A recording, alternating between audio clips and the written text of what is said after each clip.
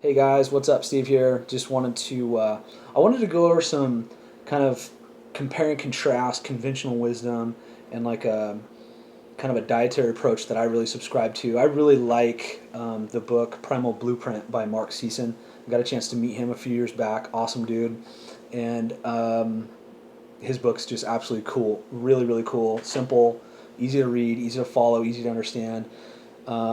And of course, Rob Wolf, who was a huge influence of mine back when I was doing CrossFit type stuff. Rob Wolf and Lauren Cordain, obviously his mentor, and then Mark Twight at Jim Jones had a huge influence on me too. He kind of pointed a little bit of a different direction about um, paleo diet, zone diet. These things are great, but at the end of the day, you also have to consider heavily what activities you're doing. So since I deal primarily with the general population, the 99% of the population, he's dealing with a lot of high end athletes, military guys, specialized. They're doing very specific things. You have to tailor that diet specifically to them, which is not something I do very often, but so anyway, Mark was a huge influence on me too. So anyway, some conventional wisdom. Contrast that with what I think is the truth. So conventional wisdom about grains, rice, cornbread, pasta, cereal, those kinds of things. You hear that it's the staff of life, 6 to 11 servings a day recommended by U.S. government. Uh, Main source of energy, whole grains, blah blah blah blah blah. According to Jared Diamond, a UCLA evolutionary biologist, and I quote, "Worst mistake in the history of mankind." That's huge. Um, Whether you believe in evolution or not is kind of beside the point. But eating grains, especially whole wheat grains, because there's a higher concentration of these toxins in the whole wheat stuff, you're talking about excess insulin production, fat storage, heart disease, allergics, allergenic, immune suppressing, nutritionally inferior to plants and animals. Whole grains are possibly blah blah blah. The inflammatory, the immune, the digestion disturbing agents, and excess fiber in grains out. Shouldn't eat any grains. Now, I will say, I am guilty of eating grains because I do love me a double double at In-N-Out. But I try to limit that to one time a week. I fail miserably. I'm shooting for like an 80-20 kind of thing. And I certainly don't beat myself up after having a double double because they are scrumptious and you should enjoy every minute of it if you're going to choose to eat it. Another kind of conventional wisdom: saturated fat. You want to limit intake because it was a heart disease risk factor. Eating fat makes you fat. Excuse me. And you want to replace saturated fats with polyunsaturated fats like vegetable oils. Well, no. Let's start there. Little to no association with heart disease risk. I know that's going to be revolutionary. Some of my nutritionist, dietary friends are going to flip, but there's some studies that highly support this. The Farmingham Nurses Health Studies kind of support this idea. There's no association to saturated fat and heart disease. Woo. Anyway, saturated fat should actually be a major source of caloric intake. It theoretically drove human evolution and brain function for 2 million years or so before we started farming. Promotes efficient fat metabolism, weight control, stable energy levels. Sorry, reading my notes here because I'm looking down. But the major risk factor for heart disease is actually the metabolic syndrome, which comes from excess polyunsaturated fats, insufficient omega-3 fatty acid, high carbs, excess insulin, and overly stressful lifestyle, the cortisol, the trifecta. That's what's going to cause you problems, not the saturated fat. It doesn't have the same hormonal impact, which is the most important piece to the whole thing is hormonal impact. We'll save that for another talk. Cholesterol, strictly limit intake, conventional wisdom. Elevated levels lead to heart disease. Take statin drugs to eliminate it, especially if it's over a 200 total count. statin therapy, blah, blah, blah. That is like the worst advice ever. It's crazy. Statins are horrible. There's countless studies about how horrible statins are. Anyway, I'm not a doctor. I'm not prescribing anything, and I, talk to your doctor about it, obviously, because I am not an MD. But cholesterol is an essential nutrient, and there's very little evidence to suggest that it causes heart disease. That's the bottom line. Farming and nurse health studies again, does not cause heart disease. The only dangerous when oxidation and inflammation occur, which is still consistent with a high carbohydrate diet and bad exercise. You're doing stupid long cardio sessions. Sorry, we'll get into that another time too.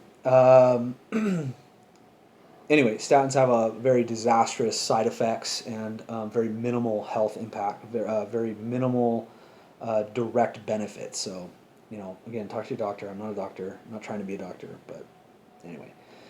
Eggs. Conventional wisdom says to minimize consumption, high cholesterol content. Oh, cholesterol content, forgot to mention. Cholesterol is incredibly important for testosterone production and cellular membrane wall permeability, rigidity. These things are critical for cellular health and just overall well-being. You need testosterone. One of the biggest problems, in my opinion, in the world today, or U.S. today, is testosterone levels are super low. That's a whole different topic. But anyway, conventional wisdom limits eggs because of the cholesterol, choosing just egg whites as an alternative. The fact is, again, there's zero correlation to the cholesterol, heart disease myth, and yolks are very nutritious. You need the yolk. That's where most of the nutrition is. And the egg whites have most of the toxins that you're going to be allergic to. So by switching out the yolks to eat just whites, you're not doing yourself a favor. You'd be better off eating just the yolk and not the white, but whatever. Fiber. Conventional wisdom talks about a high fiber, getting it from grains, improved gastrointestinal function, lowers cholesterol speeds, elimination, you feel full, these kinds of things. But the reality is the incidental fiber from vegetables and fruits, plenty. You don't need much more than that. There's a whole interesting section on good calories, bad calories about fiber, and how it kind of got misunderstood as a causal relationship, and instead of it being kind of a corollary relationship to good cardiovascular health. Anyway, you don't need a whole lot of fiber. If you eat vegetables and fruit, you're fine. Don't worry about it. Meal habits. A lot of conventional wisdom: 3 meals a day or 6 small meals to keep the flame burning, keep your metabolism going.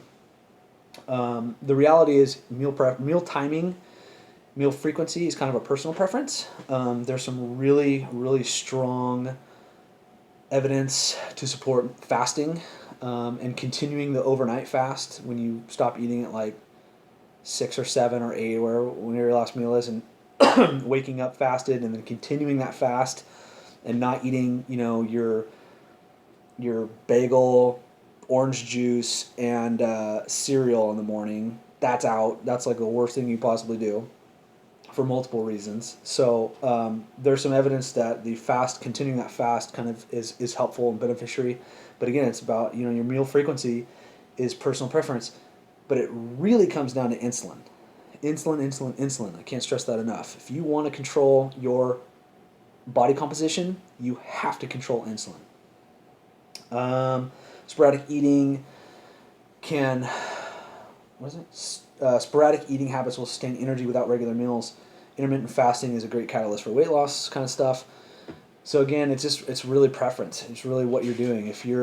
For me, intermittent fasting works great for a little while, and then I hit a wall because my workouts are just stupid hard, and I just can't do the intermittent fasting. So that's me. But a lot of people are very, very successful and enjoy intermittent fasting tremendously. Cardio workouts.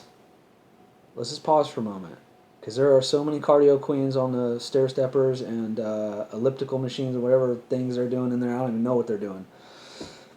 Just stop. Blows my mind. Cardio. Centerpiece of Fitness. So I go into a gym. The local gym here is run by it's a small guy. It's a small time thing, but like I would guess at least 50% of the floor space is treadmills. It's got to be incredibly expensive to buy to build these gyms. But he's doing well, so obviously he's got to do something right. But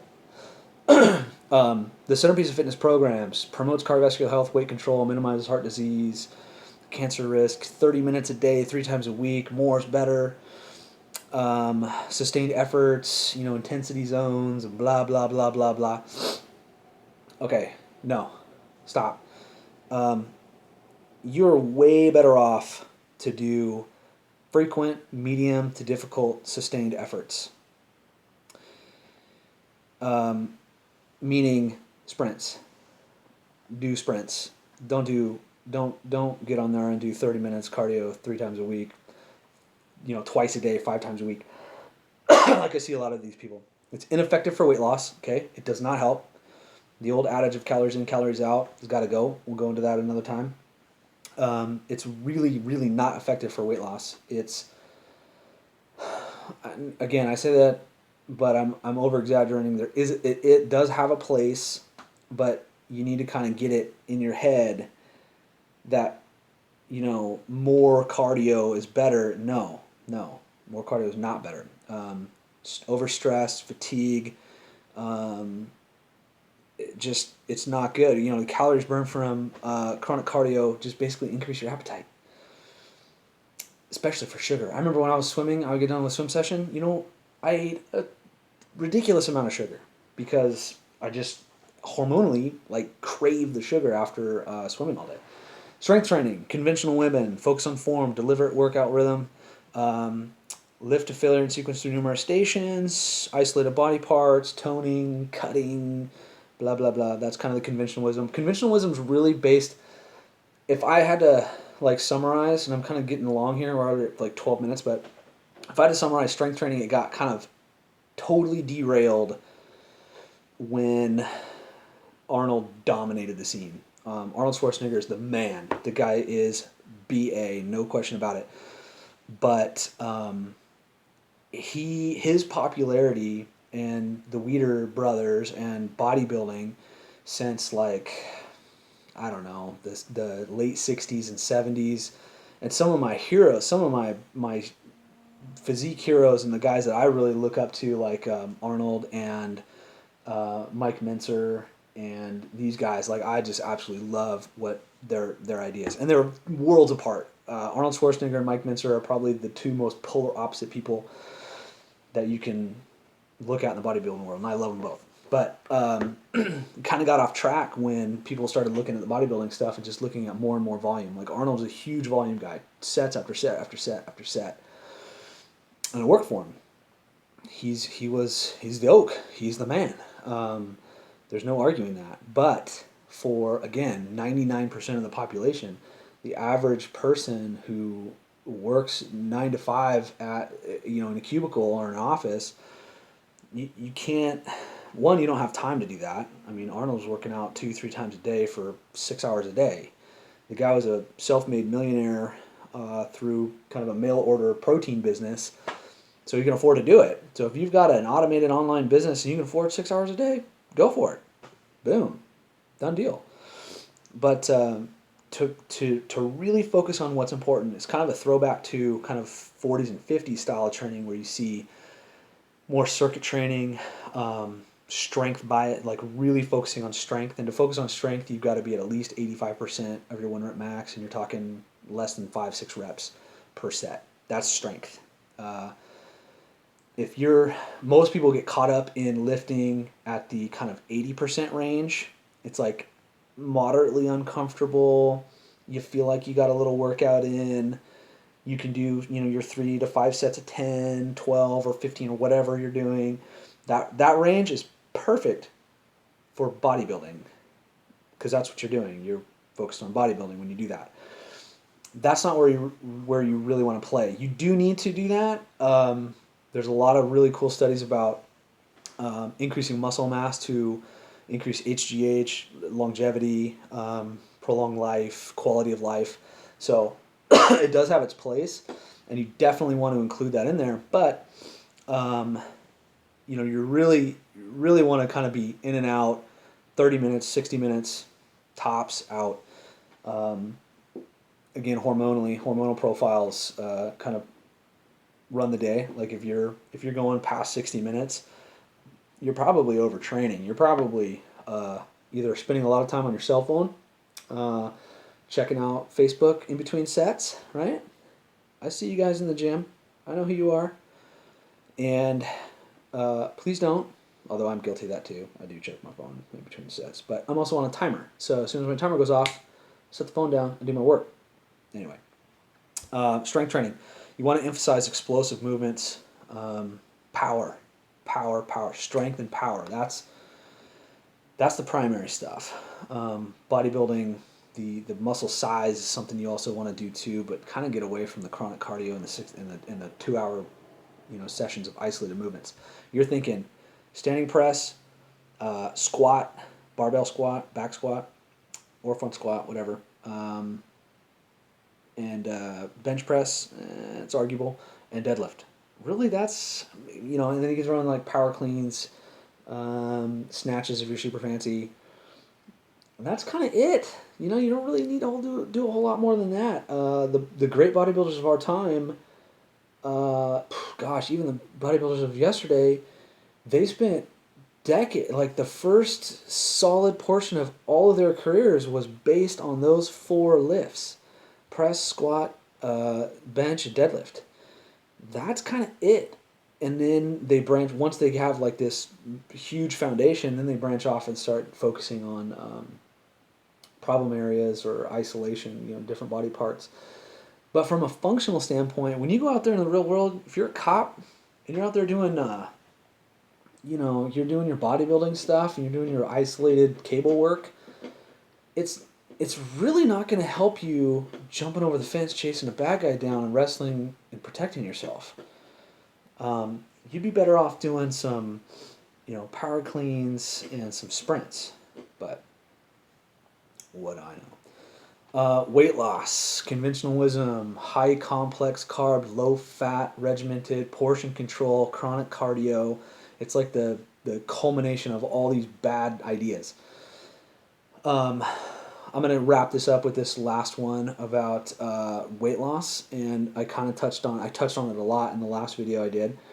But the primary thing, what I highly recommend everyone does is like about 0.7 to 1 gram, and I kind of split the difference. The Olympic Committee, the Gatorade Institute, a lot of people have kind of gone out and tried to figure out, okay, how much protein do you need? Bodybuilders talk about eating an excessive amount of protein because they're trying to build muscle tissue, and there's reasons for it, protein synthesis and blah blah blah. But at the end of the day, you're not a bodybuilder. Neither am I. Okay, I'm not a pro. I'm not even gonna remotely try to outlift or do what Branch Warren and Phil Heath and those guys. They're out of their minds. So, back down to the real world where we are here, our primary focus, 0.7 grams of 0.7 grams of protein per pound of body fat, or I'm sorry, per pound of body mass, to 1 gram. So 0.7 to 1 gram per pound of body mass in protein.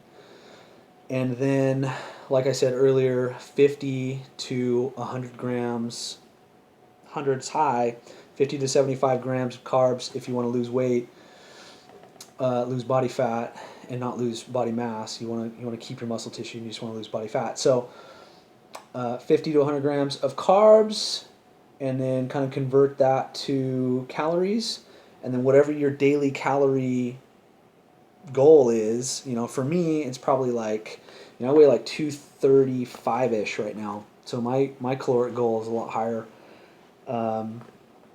than most people. That's kind of that's a pretty heavy body mass in terms of average. But, so 0.7 grams of protein per pound of body mass. So even if I was at 1 gram, I would be eating about 235 grams of protein. That's a lot. Excuse me. I could probably get away with 200 grams. Okay. Then I would go down to like 100 grams of carbs. And then I would convert that to calories. And then I would say the rest of my daily caloric needs should come from monounsaturated fats and saturated fats. Okay? Monounsaturated and saturated, not polyunsaturated. That's not ideal. Monounsaturated and saturated is more ideal in that order. But so where's monounsaturated fats? You're talking avocados, macadamia nuts, great. Pecans, walnuts have great fatty acid profiles. So those are kind of the go-tos. So in simple terms, you're talking about a nice ribeye, some asparagus and broccoli. Throw some butter on that. I said butter, saturated fat, and you're good to go. It doesn't have to be a huge steak. It can be, again, I'm talking about 200 grams a day. So it's not a whole lot. I don't need a whole lot of meat. It's mostly going to be asparagus and broccoli in this case. But from a caloric standpoint, it's going to be mostly butter, mostly the fat content in the ribeye and the butter. So you might not need to do both on that situation. So anyway, feel free to comment. Feel free to like my page, all of that stuff. Help a brother out. Also, feel free to ask questions too. Happy to help. Happy to spend some time with you guys. Diving into some details here if you want workout plans, diet plans, whatever, we can do that too. But hope you guys enjoyed it. Hope you got something out of it. Went kind of long. We're at like 22 minutes, so this is almost like a webinar. But anyway, that's all I got for now. Tune in next time. All right, see you guys.